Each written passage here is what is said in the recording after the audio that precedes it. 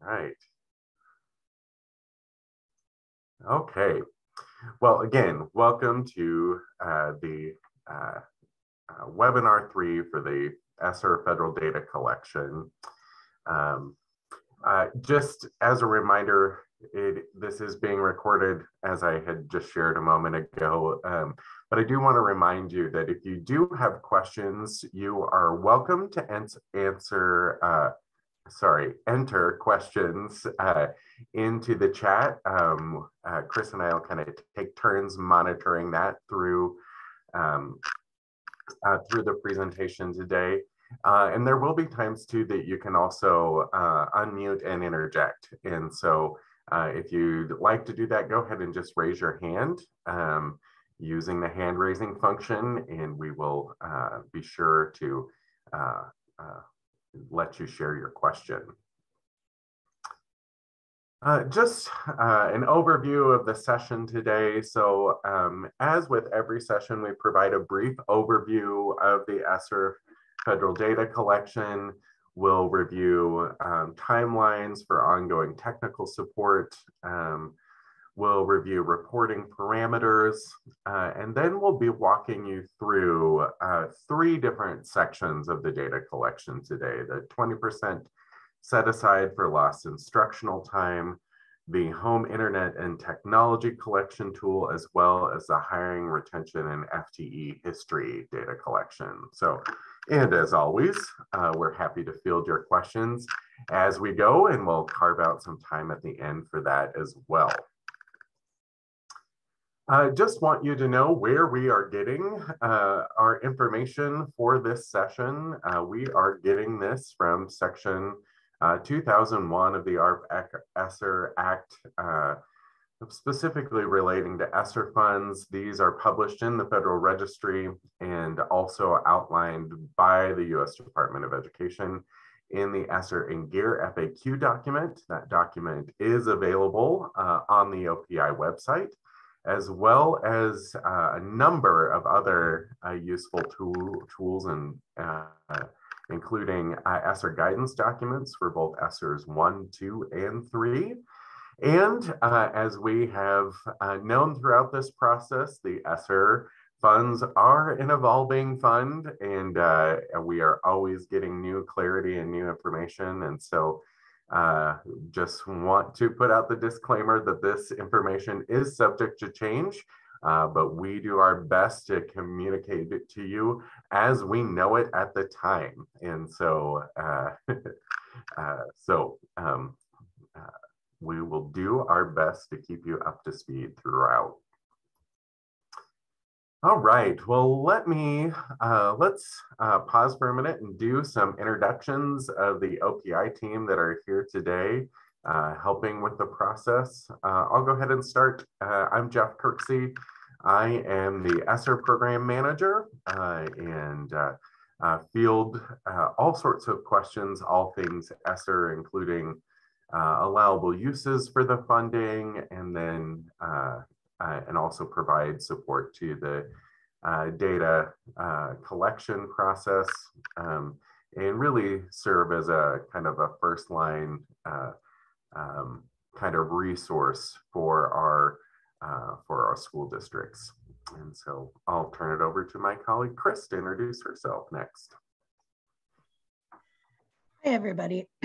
I'm Chris Noel, and I'm the Data Operations Manager for the Montana Office of Public Instruction. And that means that I oversee the team that manages the data once it comes to our agency. And so once it gets collected from the schools and districts, we clean it and check it and verify it and report it back to the federal government and anyone else who we need to report to. And I will let Sam, a member of my team, introduce herself. Hi, I'm Sam. I'm a project manager. I'm new to the OPI, and this was one of my first projects, was working on getting the data tool that you all are using up and running. All right, very good. So listed here is all of our contact information. I will just note that the email address that is here at the bottom, esser-opi@mt.gov, that actually goes to all three of us. So if you have a question with the data collection and you're not quite sure who you want to send it to that one, and we'll triage it and make sure it gets to the right person. So for follow-up. So. Okay, so just a brief summary of ESSER. These are the elementary and secondary school emergency relief funds that came through the COVID response legislation through three separate acts of Congress.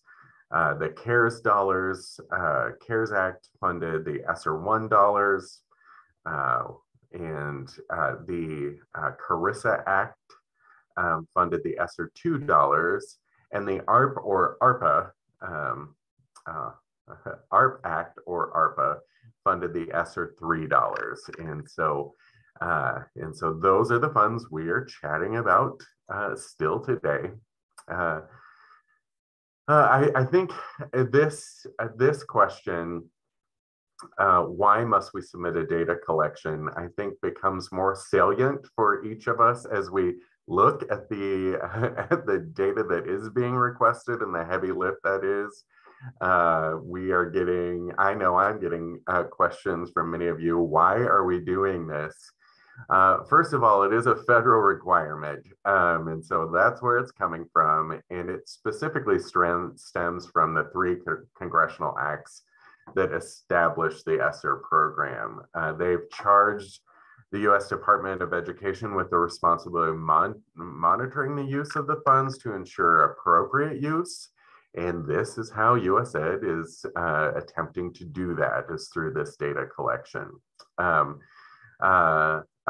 besides it being a federal requirement, it also provides data as a tool for measuring funding effectiveness. And so as we collect this data, we hope to not just pass it on to the Fed, but that we also can use this data, share it back with you, so you can understand how your ESSER dollars actually have made a difference in your own school communities. And last, I just want to remind everyone that in applying for the funds, each district did agree to provide the requested data. This was in the assurances that were in your e-grants application. So what type of information is being collected? Well, we are actually orienting each one of these sessions around these topics. Our very first webinar was actually directly related to the expenditure details. And so if you want to go back and review that webinar, it is available on our website.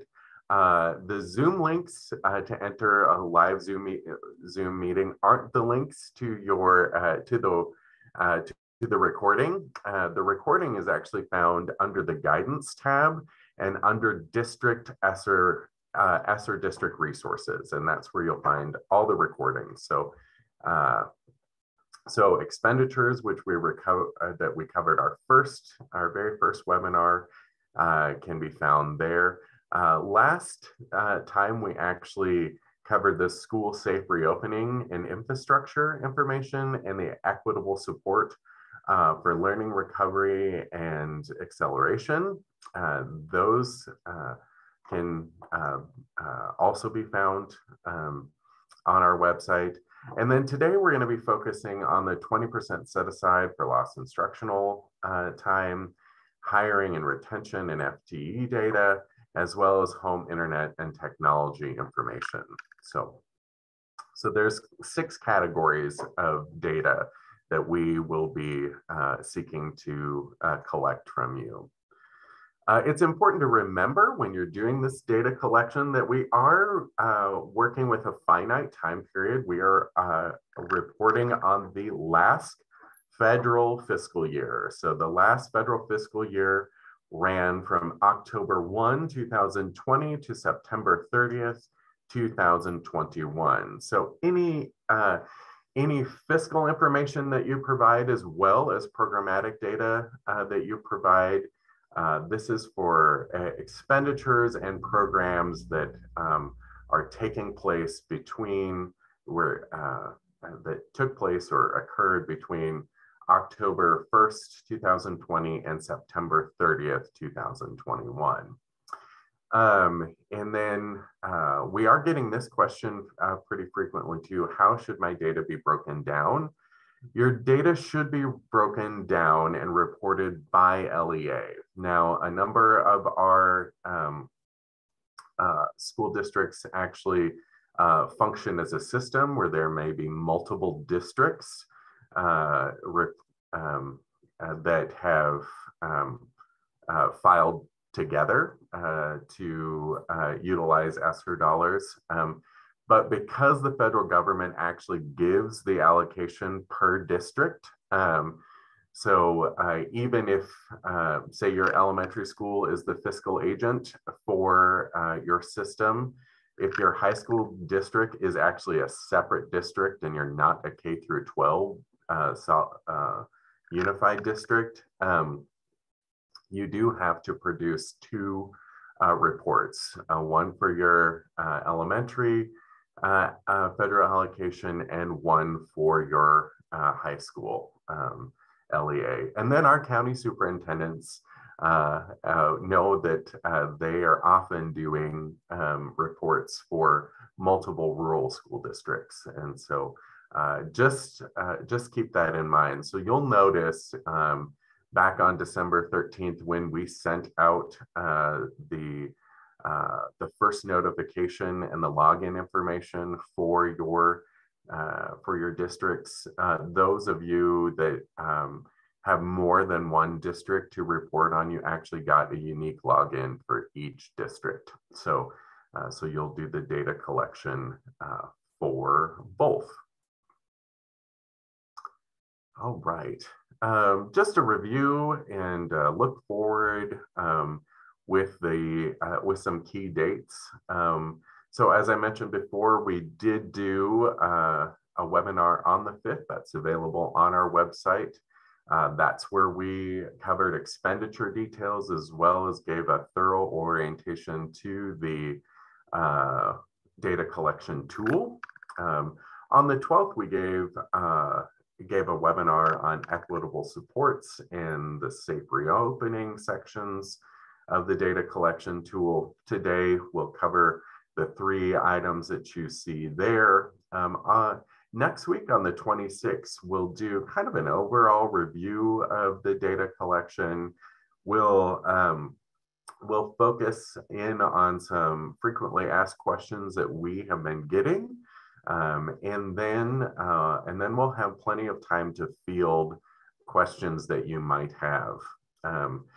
Hopefully you've learned by now that our data collection deadline has been extended. It's nice to know when the federal government hears from us and makes some changes. And so they have bumped back the date of when they want data from each of the states. And so that has allowed us to push back the due date to you. So instead of January 31st that you originally heard as the data collection due date, it is now March 18th, 2022.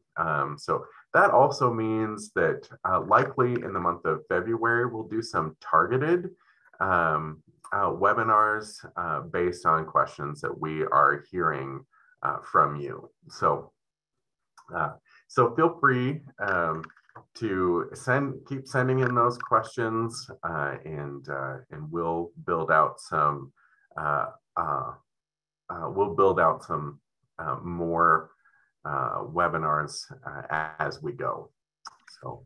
Jeff, there's a question in the chat that I think we can just address, that yes, we can create a PDF of the slide to post as well. Yep. And what we'll do actually is we'll put that right there. It'll be right there where the video recordings are as well. So today's recording will likely go up either later this afternoon or first thing tomorrow morning, and we'll be sure to get these PowerPoints there right alongside of them. Okay. All right. Just a brief overview of the data collection tool. We went through this in a more comprehensive way in our first webinar, but I wanted to just point out a few different things for you. When you actually go to the data collection website, that link is right on the homepage of the ESSER page. It's also in the email that was sent out to you with your login information back on December 13th. But when you go to the ESSER data collection page, this is what you'll first see. And you'll get a chance to select between data collection tool, which we'll dig in more today, helpful links, which I'll show you in just a moment, and then the OPI ESSER website. So if you want to get back and look at the ESSER website. But I want to take a minute and just highlight what is there under helpful links. There is an FAQ there. There is a video overview of the data collection featuring our one and only Chris Noel. And she shakes her head. She does a great job. And she can take you through. You'll also see that there are worksheets available for each of the 6 areas of data collection. This is a really helpful tool for you that you can actually download these, print them out, share them, send them to whoever in your district is the best resource to fill out whichever one of these items.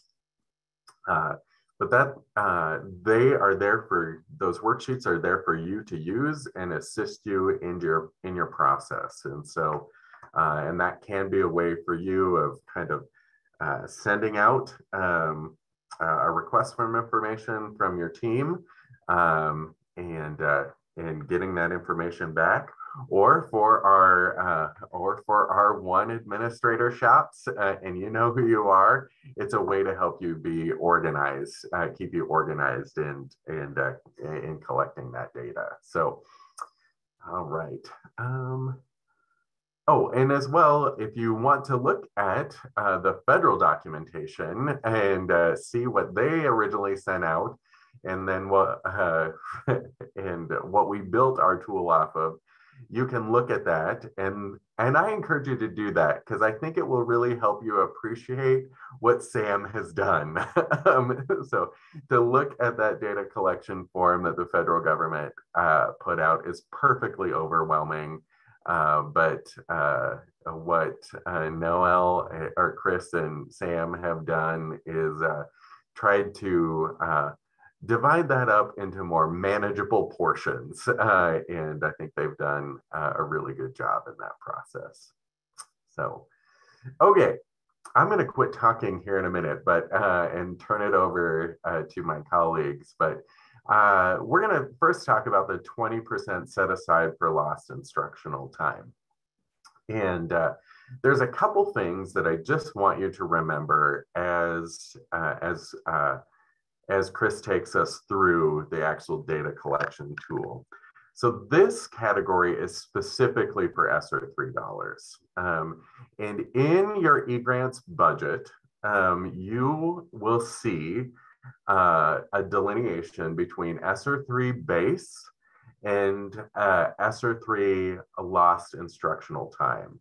Though we have separated those out in eGrants, so it's easier for you to keep track of your 20% set aside spending. The federal government actually doesn't spread it out for you, so they consider that whole amount your base allocation. And so there's been a little confusion on that as folks go through the tool. But just remember that we put that 20%, lost instructional time category into eGrants, so you had kind of a built-in way of tracking how you were using your 20% set aside.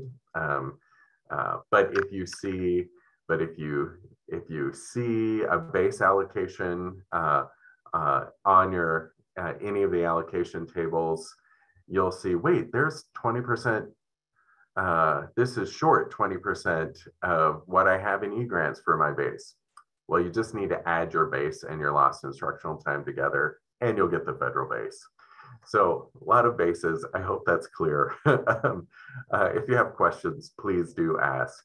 And then I just want to remind you too, lost instructional time. We've talked about this a lot over the summer months in the webinars we provided then. But lost instructional time allowable uses must be evidence-based interventions to promote learning acceleration or social emotional well-being. So a lot of you know that already, because if you put in items in your budget that really didn't meet that standard, I came back to you and reminded you, actually, no, that doesn't work. Just remember that too when you're reporting your data. So, all right, Chris, I'll put you in the driver's seat. Well, you'll still have to tell me when you want to transition. That is great. It'll be pretty quick and easy, I'm sure, to go through those transitions. So as each of the forms has on them, we start out with the submitter information. I'm only including this slide once today, but it does appear for each of the three surveys. And I really want to make sure that for those of you who weren't here during the past webinars, that you hear the importance of this page is that we have designed this tool so that you can offload the data entry, so that one individual, the AR specifically, does not need to be the person who is typing everything in. However, when you submit the form, we want to provide you the ability to go back and verify or check on things. And therefore, we're sending the confirmation email both to the AR and the person who submitted. And so that's why it's really important here that whoever is submitting the form puts their own email on there. It's completely fine to have somebody other than your authorized representative or superintendent doing that, but we do want to make sure that that is transparent to us so that we know who to follow up with. Next page, please. As Jeff was mentioning, the 20% set aside only applies to the third pot of ESSER funds. And actually, that's one of the things that we've gotten some questions about in the expenditure survey as well, because there is a place where it asks you to specifically talk about that 20% set aside and how you've spent it. What's really important for you to understand is that if you haven't spent your ESSER 3 funds yet, if you've only spent 1 and 2, both on the expenditures and here, you get to just say you haven't spent that yet. The 20% set aside does not apply to any of the other funding sources except ESSER 3. And therefore, if you are one of the many districts who have not yet spent that money, you get to just say no here. And that will make this a very quick form for you. Those of you who have begun to spend those ESSER 3 funds and you have actually potentially spent some of that 20% that is being dedicated for lost instructional time, you'll on this page here notice which of the things that you might have been spending money on you've spent those funds on, and then they'll ask you if you spent more than the total 20% allocation on those funds. Next slide. Once you answer yes or no to that more question, we have two different paths. This is one of the places where the survey diverges a little bit. If you have said yes, then it will ask what percentage you spent above 20%. If you said no, that question will not appear to you. The other two questions are the same either way though, where they're asking you about how these activities are both responding to student needs and then how they're addressing the disproportionate impact. So again, if you haven't spent any of your ESSER 3 or ARP ESSER funds yet, then these questions don't actually apply to your district. But if you have spent that, they're going to ask you to talk about how that spending has addressed the intent of that 20% set aside. That's actually the last question on the 20%, I believe. If we clicked forward, it would go to your next slide, Jeff. Yep, so that's the entirety of that 20% collection. And so Sherry, I see the question in there. All sections of the data collection, we're just looking at what happened during that time period from October 1 of 2020 through September 30 of 2021. And so if by September 30 of 2021, you had not yet begun to spend that, that ESSER 3 money, this survey here will be all no's for you. Any questions about the 20% set aside or the survey questions that relate to that topic? And that Sherry, your question, I mean, that is a good reminder that Chris just articulated. Because many of you submitted your applications for ESSER 3 in September of 2021, you may not have drawn down any ESSER 3 funds in the last federal fiscal year. And so you may have no data to report on ESSER 3 and the 20% set aside. And that's okay. That just means that you probably will next year. So, it's okay to enter zeros and answer no if you hadn't drawn down on those ESSER 3 funds in the last federal fiscal year. And I think too, Jeff, just as a reminder for, because we don't all have the numbers right in front of us, your ARP ESSER plan was due to us at the end of August. So if you did your plan right when it was due, if you did your plan in August, you actually only really had a month to be really spending that money because you hadn't submitted the plan yet.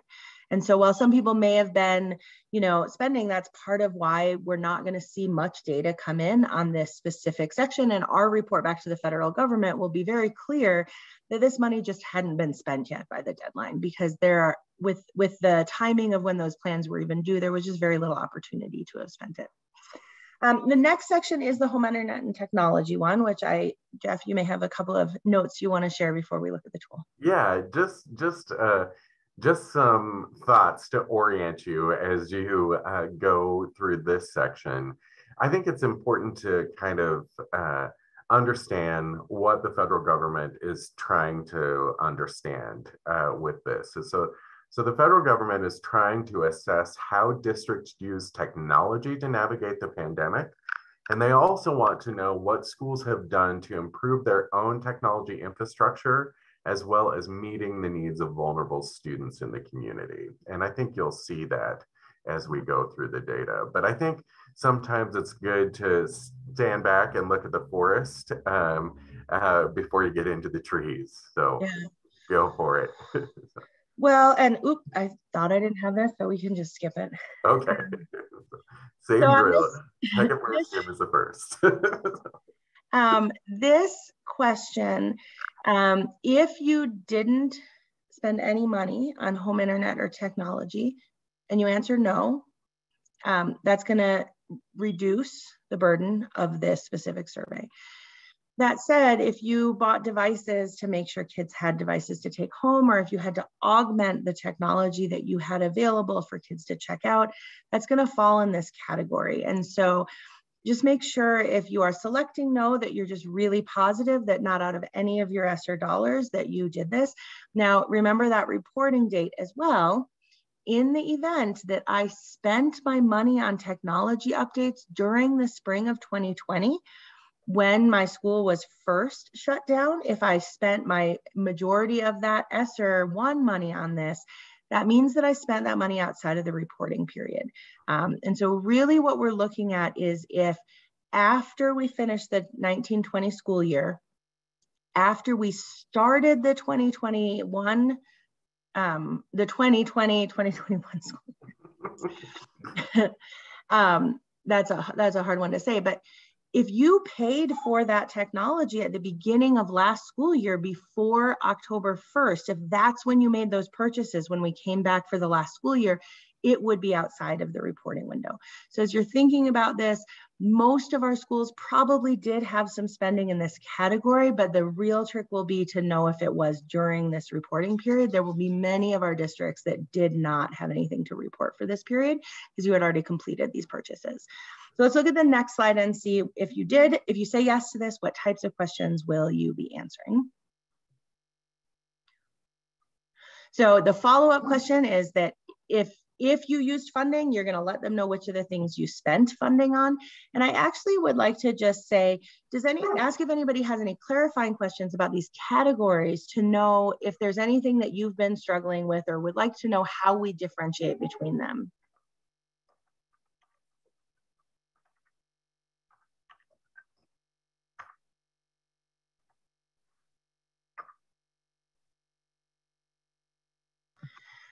Okay, so then if we've spent money on home internet and technology, once we've identified which things we have spent it on, which categories, whether we used hotspots, we paid internet bills, we sent home equipment. If we can go to the next slide. Similar to the last one, that actually ends the survey for us. So the same as the 20%, if you haven't spent your ESSER 3 funds yet, that 20% answer is no, and you won't even see the follow-ups. On this one, it's the same thing. If I didn't, in this reporting window, spend money on home internet or technology, I'm not going to see any follow-ups. I'm just going to say no, and I'm going to be done. And so I want to make sure I'm making that point really clearly, because we have had some people feel like, oh my goodness, I did something wrong. This entire survey, it was just one question. And that is intentional. We want to reduce the burden on you everywhere we can. And if you can just say no and skip the rest of the questions, that's our goal. So on these two, we want to really make sure that nobody's over-reporting or filling out additional details beyond kind of that limited window that we're looking at. So back to you, Jeff, for the... Sure. And this is another reason why we're actually covering 3 of the surveys today, because they can be relatively short. But just to kind of reemphasize and really the only and to build on off Stacy's question a little bit too, really the only piece of information that is exclusive, the only request that is exclusive to one of the particular ESSER funding streams is the 20% set aside, and that's exclusively for ESSER 3. Every other category that we talk about, it could be any of the funding streams, so ESSER 1, ESSER 2, or ESSER 3 that occurred within that fiscal year time period. So you do have to keep that straight as you go through. And I think it's helpful.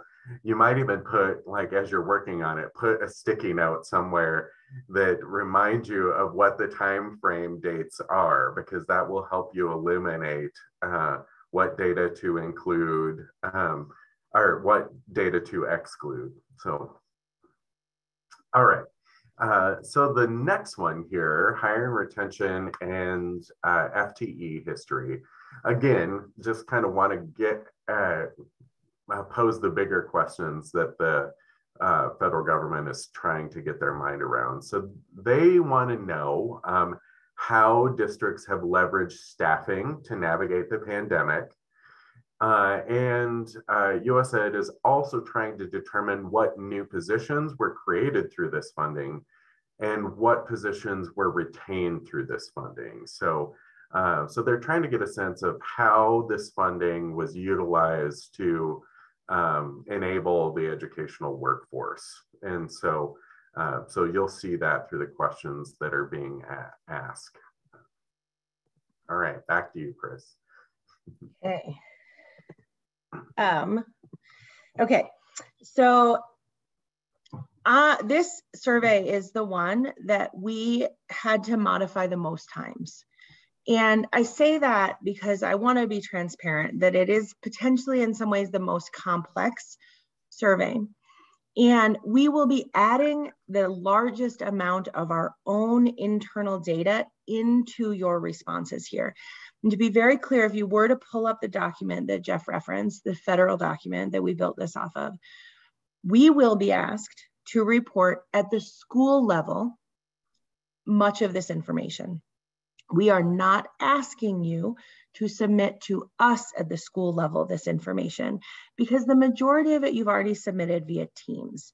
Now, the reason that we have to recollect some of this is that some of the things they're asking here, you don't report in Teams. We don't ask you to report in this kind of format or this bucket. And so we needed to ask the question specific to how they want it reported.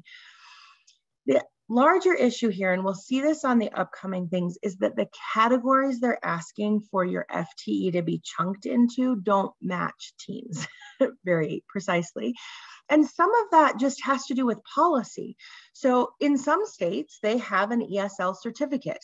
You would have an actual endorsement from the state to teach students for whom English is a second language. Our state does not have that endorsement.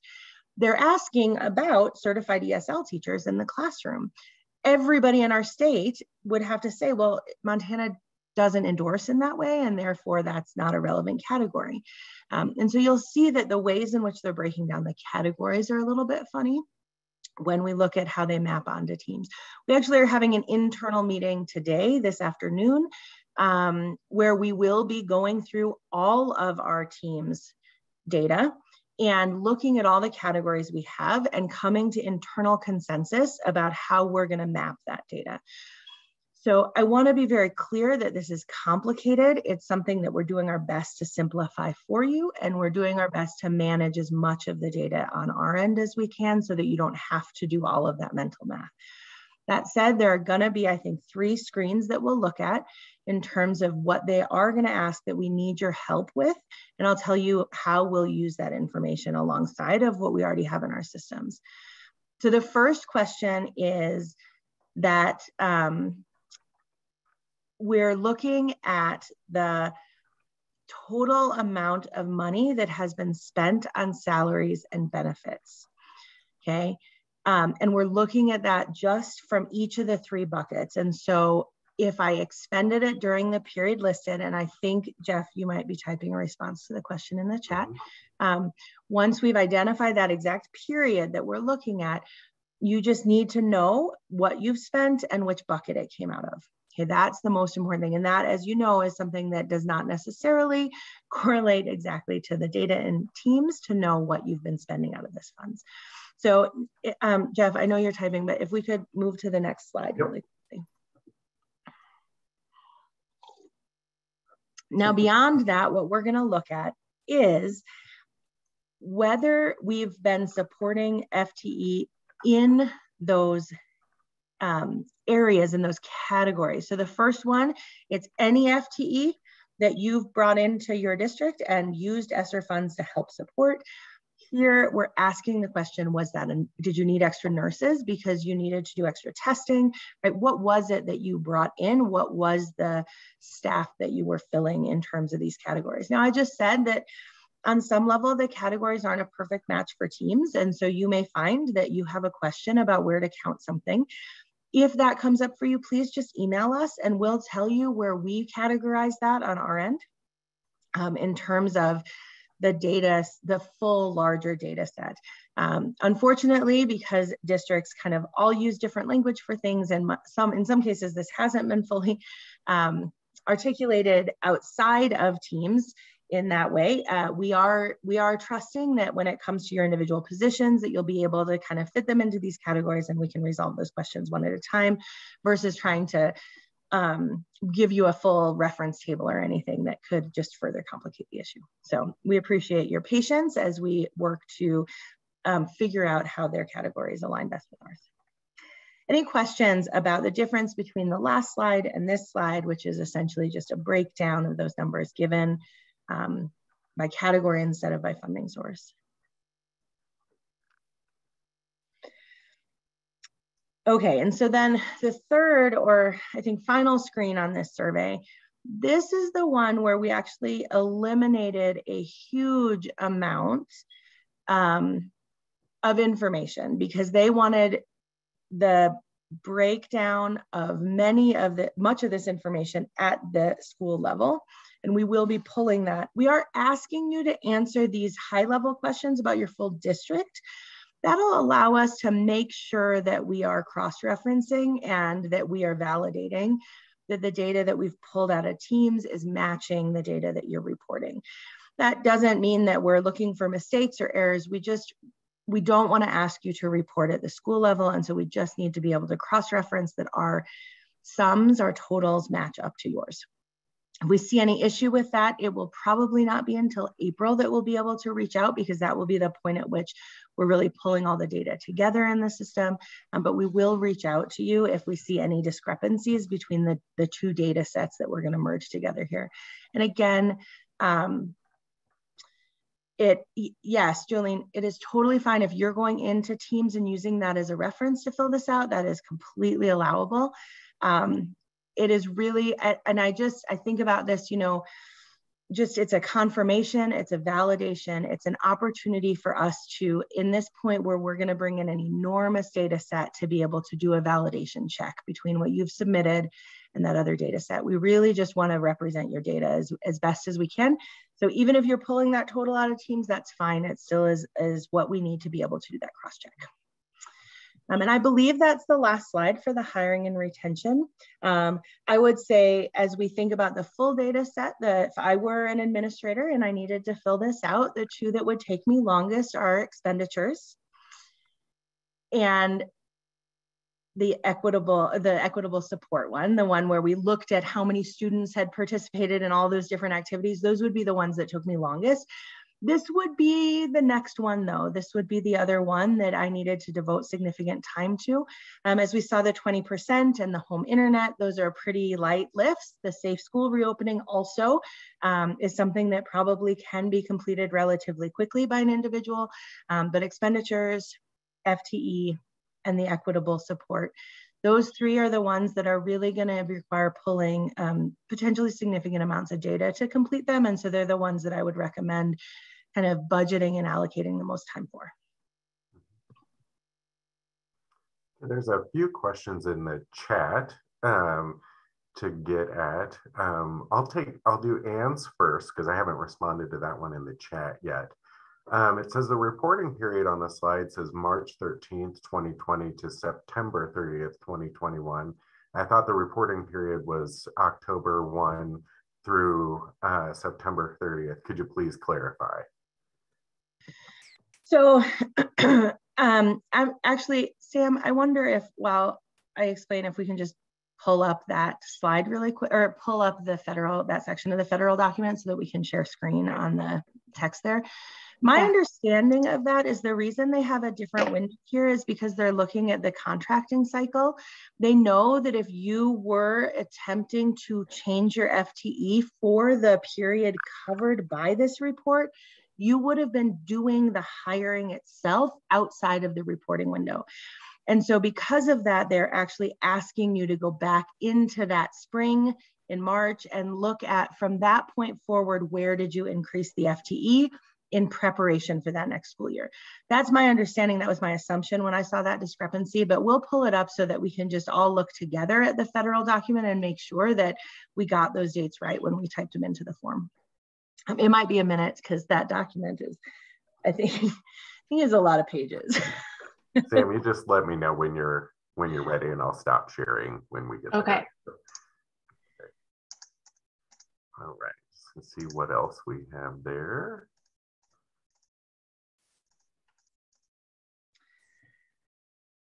Lori, oh, yeah. Yes, I agree that it is a challenge that we are working with. I will just say that when we made the decision to do what we could to do our best with the team's data and not request it from you, which we had originally scheduled to request it because of the discrepancies that we're looking at here and worry that it wouldn't be perfect, we looked at billings specifically, and the number of different, like, billings would have had to go through and submit that data for over 20 unique school buildings. And we felt that that was an inappropriate ask at this time. There's way too much that we're asking in general right now in education across the board, trying to work through all of this. And we are just going to need to do our best with that team's data. And that is why we're asking for the cross-check, that we need to make sure that there's internal consistency in the data set. And unfortunately, there is just no way to get this data perfect because it does not match our state level systems. Right.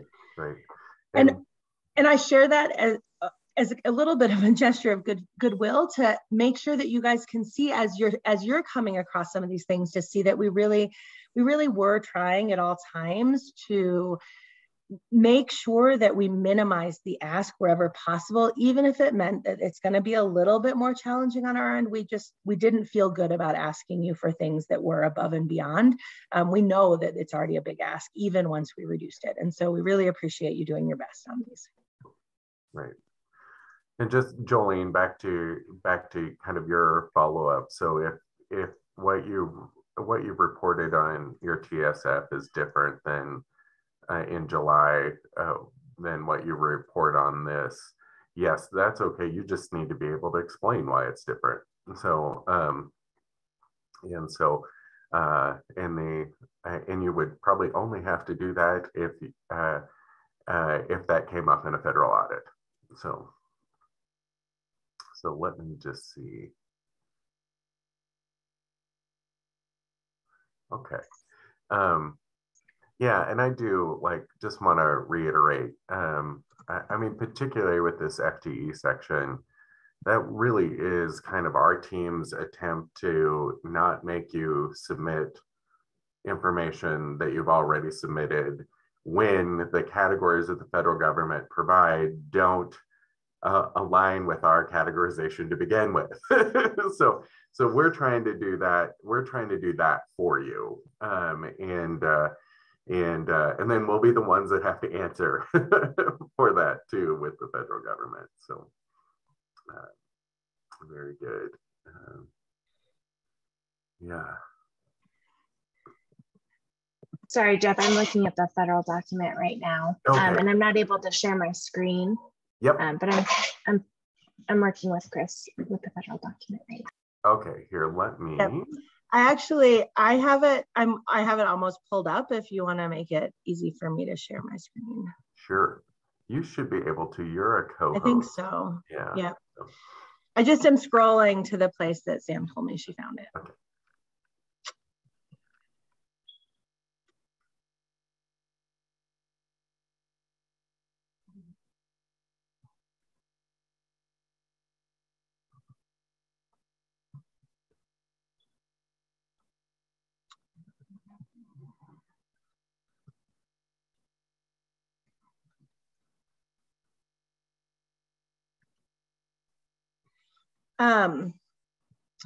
So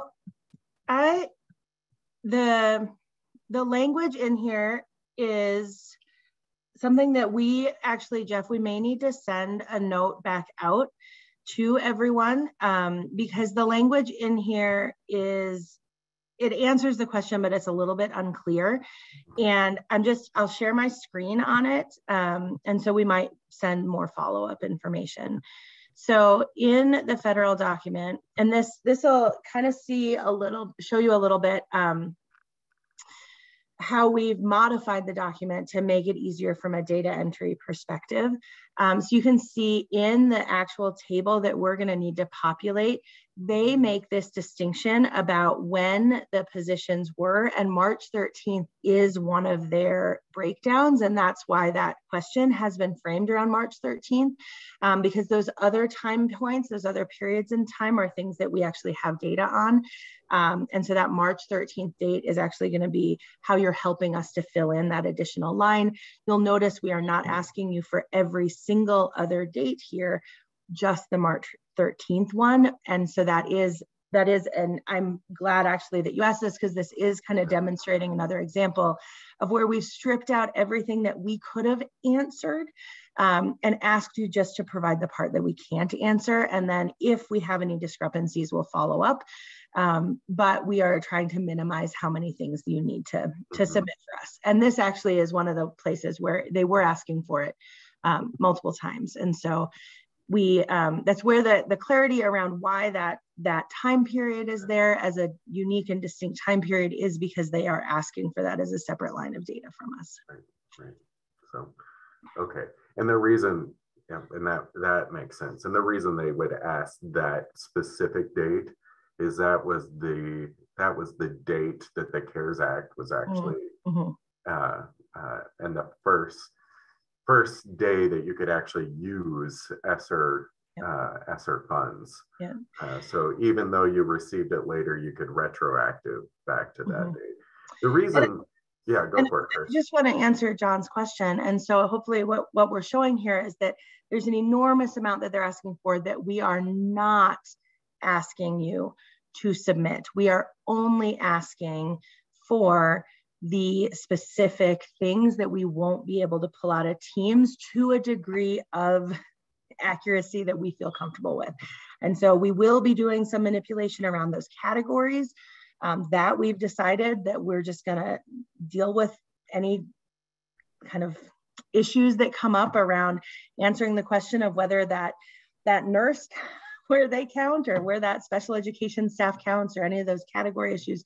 We're going to manage that. But if you look at the federal document, you'll see that we are asking you just a small fraction of the questions about FTE because we can pull out of Teams, and we will cross-reference, cross-check with that, and ask you only follow-ups as needed. Yep. Yep. Yeah.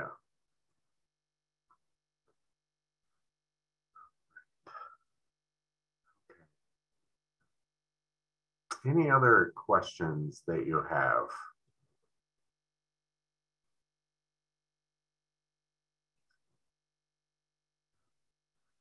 And please do remember, we're learning right alongside you. We're trying to decipher as much in advance. So every question that you ask actually makes us better. And it helps us kind of refine what we're doing. And so definitely don't be afraid to ask questions.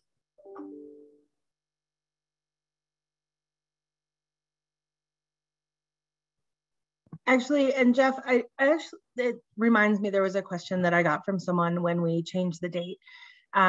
Initially we had been told that this report would be due in early February, and we would be told it would be due in early March.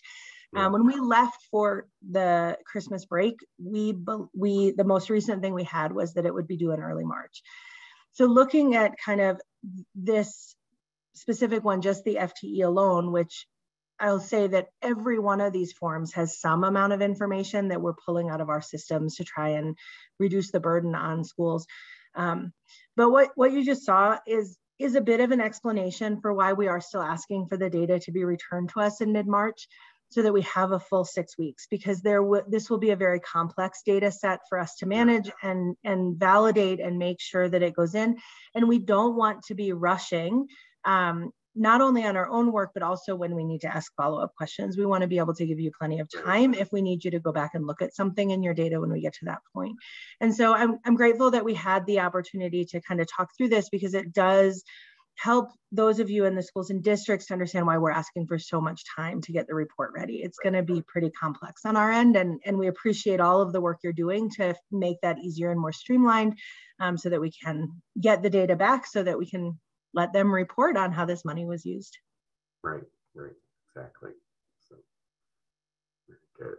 Yes, you can, Sherry, you can put in partial FTEs. I think that it says to the 0.2 FTE somewhere. I'd have to go back and look, but I think that there is a point where they tell you what to round to. And so there should be no reason. We haven't had any issues with people submitting decimals to us, but then we also are able to submit decimals back to them.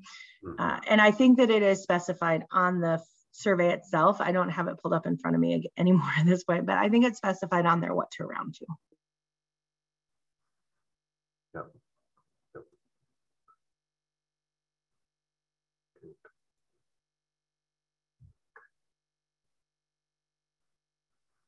All right. Other questions?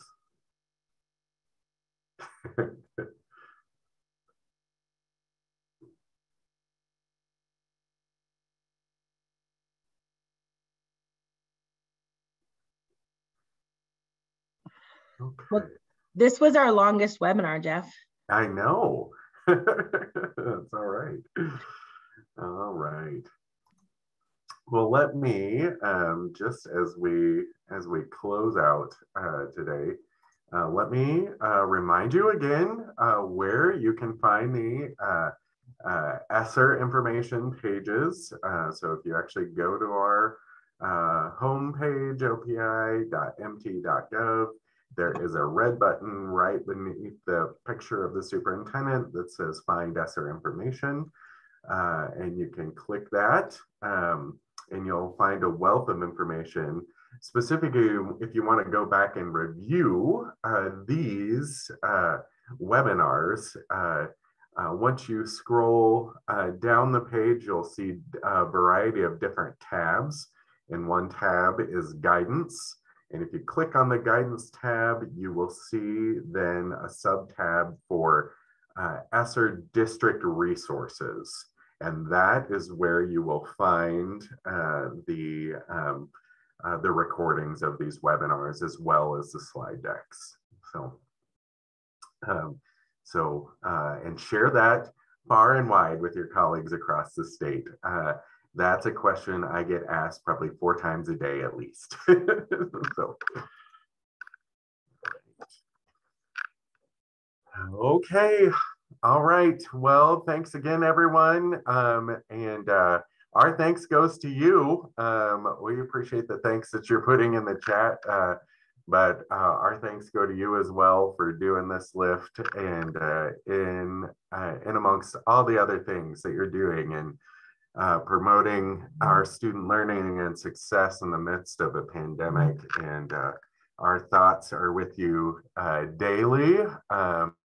And we know exactly why we do what we do and who we do it for. And it's to help you, help our students. And we're thankful to have these ESSER dollars to impact our students. And we know that this is part of the equation in keeping compliant with the use of those funds. And we appreciate your patience and your ability to learn right along with us. So best to each of you in the work that you do. I will share just my contact information.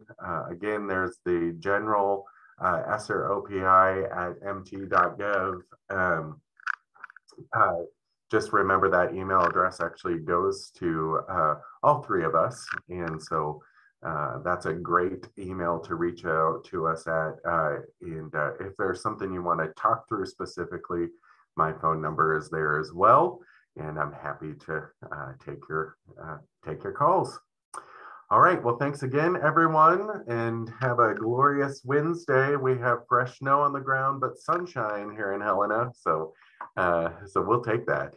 Okay. All right, thanks again, everybody, and have a great day.